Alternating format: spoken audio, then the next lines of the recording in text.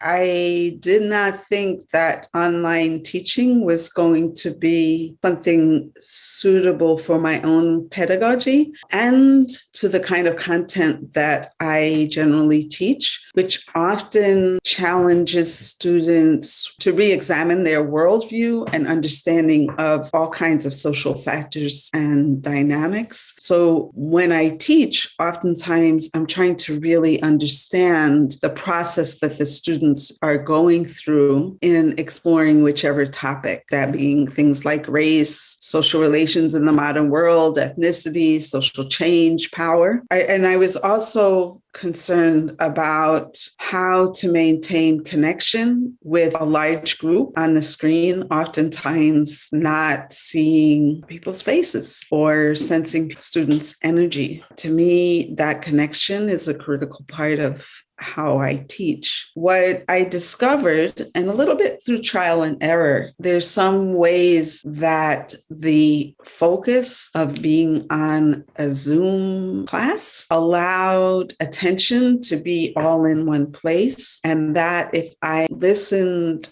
and stayed very attuned to the way that students were responding, that I could cultivate over time an increased connection such that students were able to indicate to the class and to me where their thinking was going. My primary initial concerns were about content engagement and development and connection. And I found that there were a number of strategies that facilitated and supported that engagement. These include, in some ways, slowing down the pace, but going deeper into ideas, deeper into different perspectives about those ideas and their significance and implication. Simplifying, but deepening, providing more focus to the content and staying with different course objectives, perhaps a little bit longer than in the past. Providing a lot of feedback. We're feeling like when they spoke or when they wrote or when they submitted, that there was always a response to them individually as well as to the group, that we were engaged in a conversation of which their contribution was critical. That meant that feedback is very time consuming, especially if you have over 30 students and you're trying to engage and nudge them to think in new ways about assumptions, about themselves, about society, how neighborhoods are organized, why things happen. But